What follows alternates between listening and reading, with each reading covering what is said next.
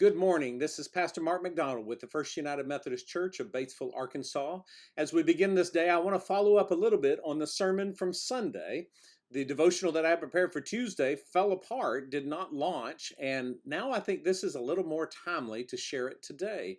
As you recall, the sermon last Sunday was about do not worry. The passage from Matthew chapter 6, beginning with the 25th verse, where Jesus says, I tell you, don't worry about your life, about what you'll eat or drink or what you'll do for your body, those things. Don't be anxious.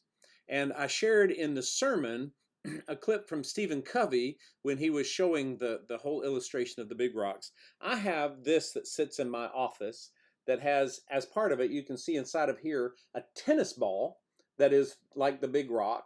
And then below that, you might be able to see the rocks that are actually in there. And then finally, the little pieces that have to do with just little ornamental things in our lives. And of course, the illustration that we used Sunday in a sermon that Stephen Covey illustrated was that we have lots and lots of little things in our lives that tend to take over. And if we let those go first in our life, then we can't fit in the medium priorities or the biggest priority like the tennis ball is in this. And what's important is to put that in first. Make sure first things are first. And so that was an illustration to remind us of Jesus' admonition that we can keep from worrying by putting God first.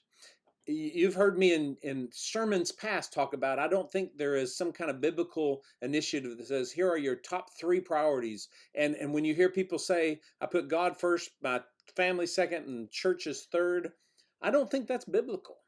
I think what is biblical is what Jesus does in this passage. I put God first, period. End of sentence.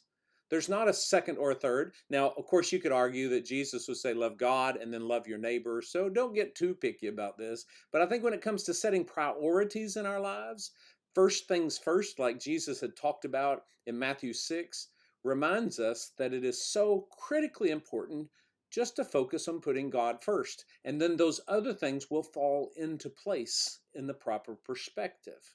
So my challenge for you today is a simple one. Put God first every morning. I want to challenge you that when you wake up, maybe it's right now that you're just turning this on, or when you wake up tomorrow, let that be the first day, and make God the first focus of your life.